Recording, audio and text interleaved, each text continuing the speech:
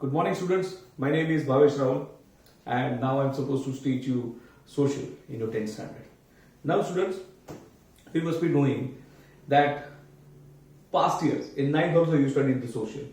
What would happen that in 9th standard, what you learn? You learn about the king, about the freedom fighter movement, who came in India, who won our home, the victory, Jallianwala Bagh, this, that, etc., etc.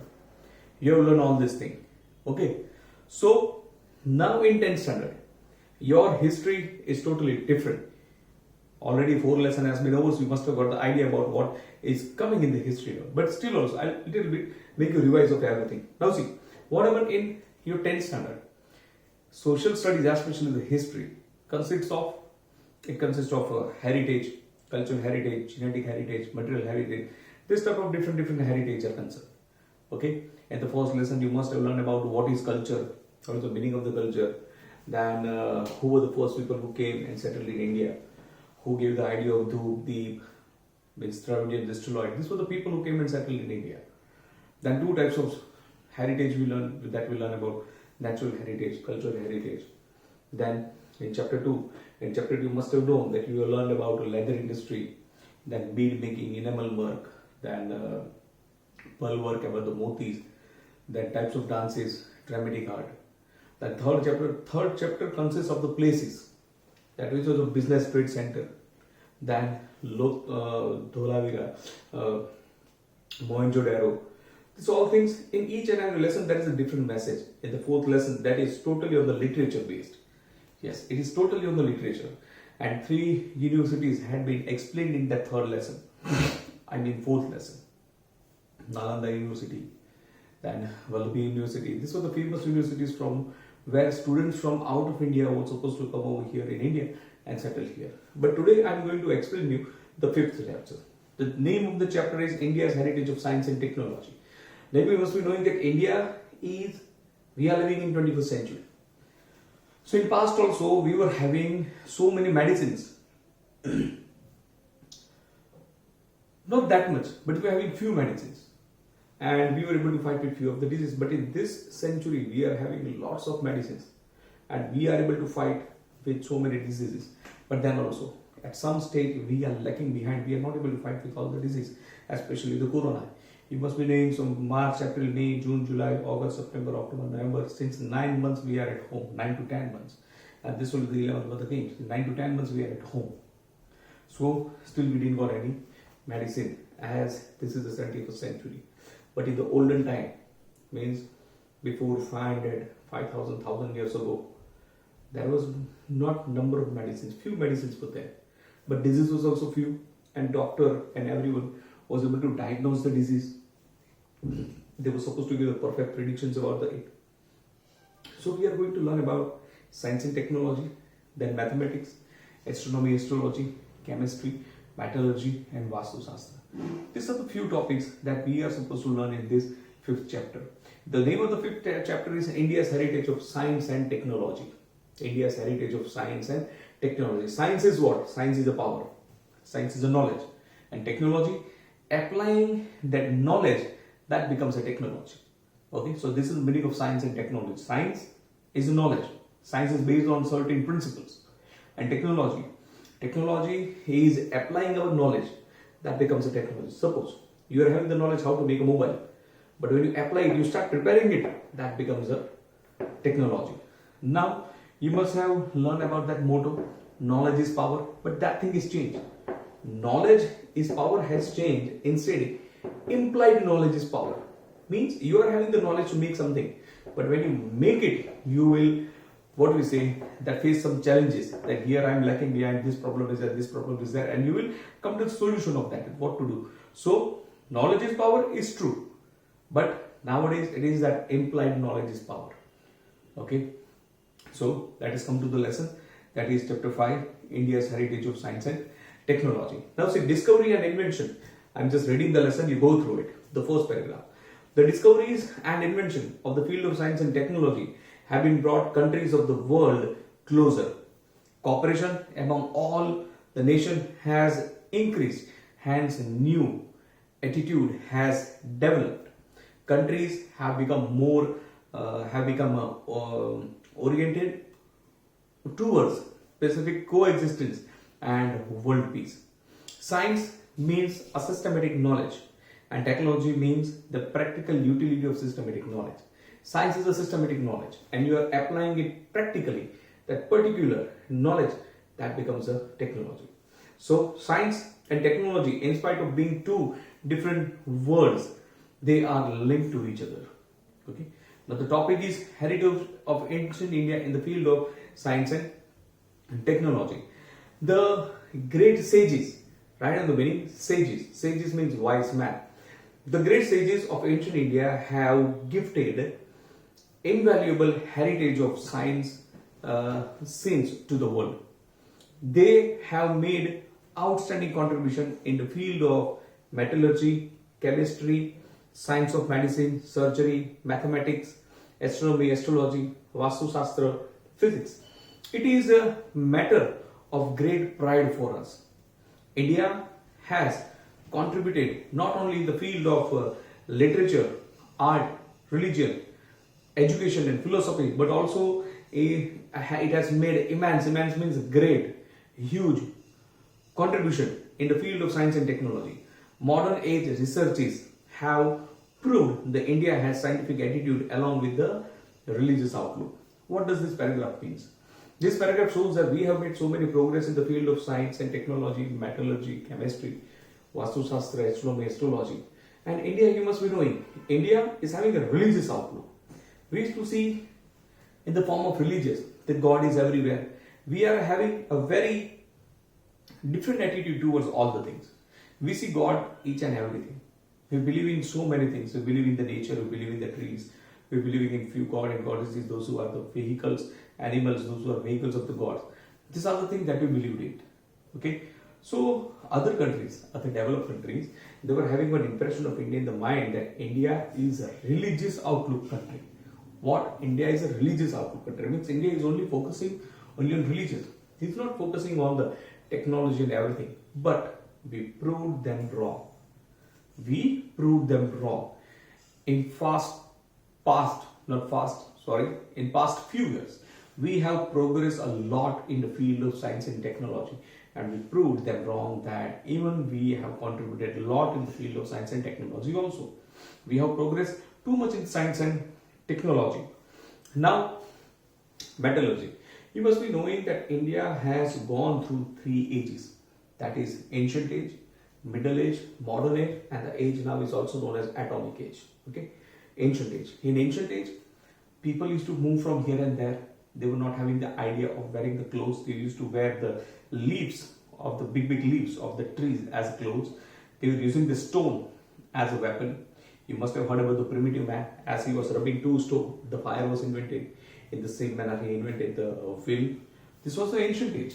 But slowly, we have come forward towards the middle age. In middle age, we got the currency, we got the clothes, we made so many discoveries.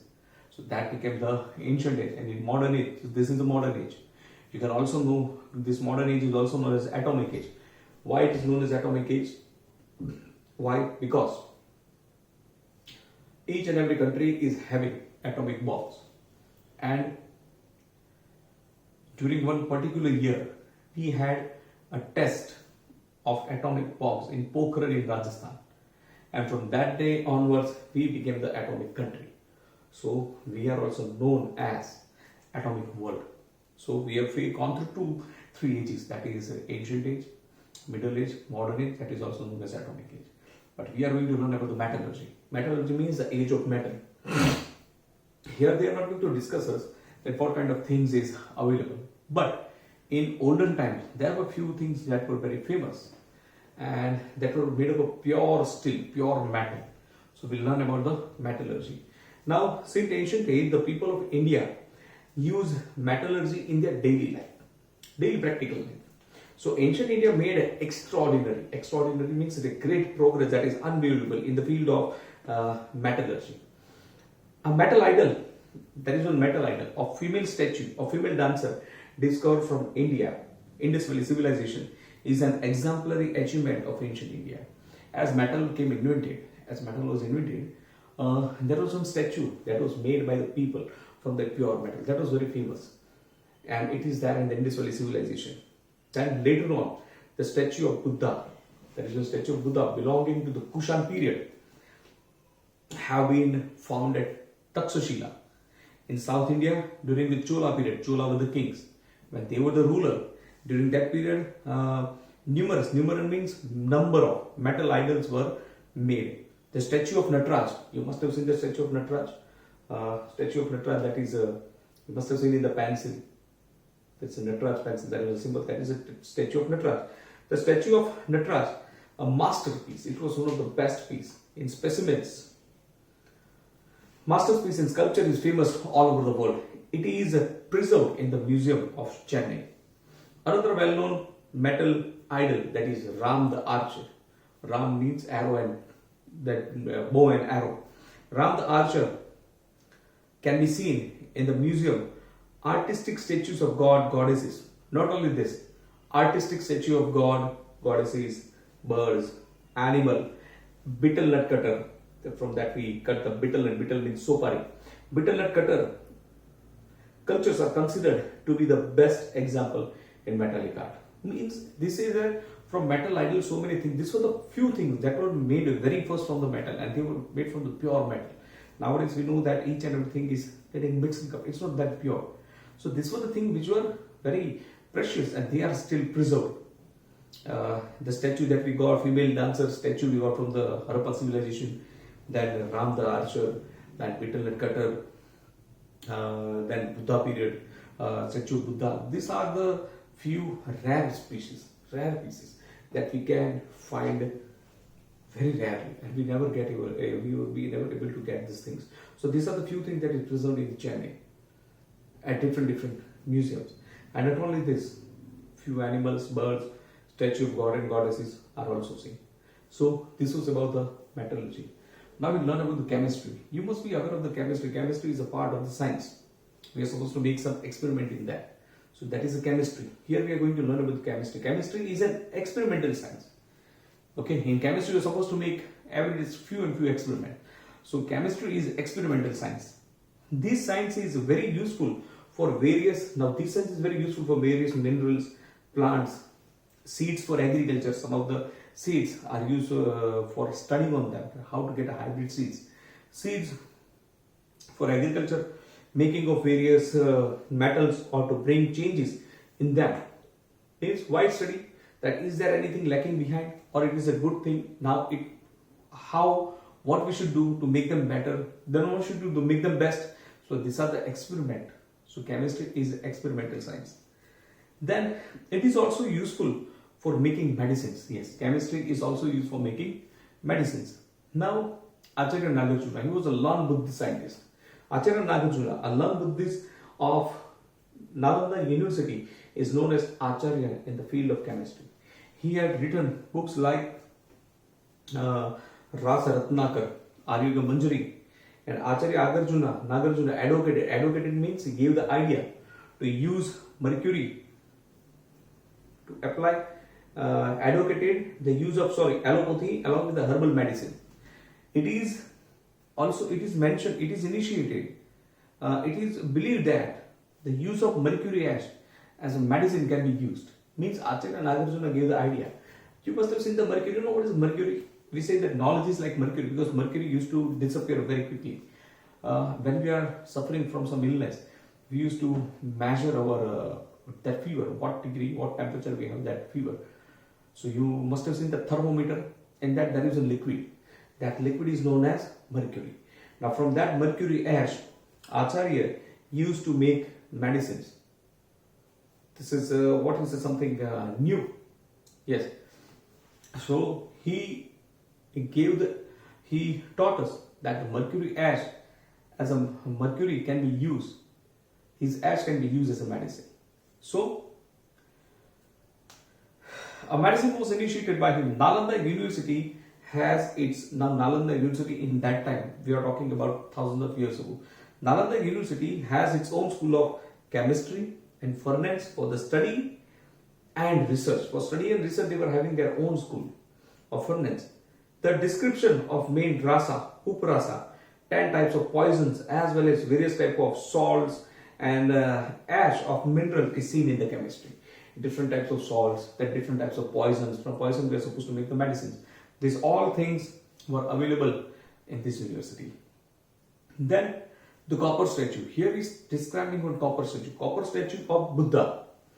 That reflects, means that shows the best example, an expert technology, an expert knowledge and skill in the field of chemistry. The copper statue of Buddha, that is an expert thing, made by the expert peoples.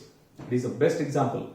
Then the copper statue of Buddha discovered from Sultanganj in Bhagalpur district of Bihar, that is 7.5 feet high and weight 1 ton. The statue of Buddha at Nalanda is 18 feet high. Then the statue of Buddha at Nalanda is 18 feet high. And Equisite means it is one of the best example. Is of the Vijay Sthamb, that is 24 feet high iron pillar which weighed 7 tons, built by Chandragupta II. Chandragupta II was a king. He built that Vijay Sthamb. And in spite of nature's fury means anger. How nature gets anger? It have a heavy rainfall, then some floods. Means this type of angerness is there over centuries. The pillar is not corroded. Corroded means it is rust free. It has not been rusted. Kaat khai jai, we say in Gujarati. So due to nature's fury, this pillar has been not corroded. And this is the best example of example of alchemical ore lore of India. So this was the pure and best irons which were used during the ancient time. And just nowadays we see that few days, if the iron is kept like that, it will be rusted out. We have to put some oil and everything. So this was a thing that were used in ancient time rarely. Now we'll talk about the mathematics. There is one short note, that is science of medicine and surgery, that we'll discuss in the next period. But this time I want to make you aware about the mathematics. Now mathematics, you must be knowing that mathematics was discovered by Aryabhatta. Aryabhatta was a great mathematician. So he discovered zero. So Aryabhatta was discovered mathematics. Now many epoch making means many great discoveries. Mathematician of discoveries were considered to be made in India, through which contemporary global affairs are carried out. Few our mathematician has discovered some of the symbols and everything. That's why our contemporary means great mathematics has been discovered and many works have been done. The gift of India, the gifts of India to the world of discovery of zero, the gift to the India, to the world, like zero, decimals, algebra, theorems of Bodhayana, geometry and arithmetic. Aryabhatta discovered zero. These are the gift of India to the world. Aryabhatta, he discovered the zero and he was a great mathematician. The process of writing zero after figure was discovered by the sage. Sage means wise man, named Grustamad. What is this I tell you? Grustamad. He discovered writing the zeros after the figure. You must be knowing that we used to count ones, tens, 100, 1,000, 10,000, lakh, 10 lakh crore, 10 crore. In this way, these zeros were discovered by the great mathematician Grustamad. Now, the ancient India mathematician has decided the names of the numbers made up by placing 53 zeros after 1. See, we used to put, if there is a 1, we put 1 0, that becomes a 10. Then 1 0, that becomes 100. Then 1 0, that becomes 1,000. Then 1 0, that becomes 10,000. Then again 1 0, that becomes a 1 lakh. And if it is 7 0, that is the crore. Then comes a million. Then billion, then trillions. But till 54 zeros, Grustamad has given us the name. Even I am not knowing that 54 zeros, what they were known as. It is an ancient talk. Nobody knows that what 54 zero was going up to. So just think that how the great people were during that time. So the ancient Indian mathematics has decided the names of the numbers made up to the 54 zeros after 1. Decimal system had been seen for measuring and weighting instruments, which had been found from the remains of the Harappa and Mohenjo-daro. It is said that the decimal system was found from the Harappa and the Mohenjo-daro. Then Bhaskaracharya. Bhaskaracharya has written the book known as Lilavati Ganit and Bij Ganit in 1150 AD. He discovered sign of addition, subtraction.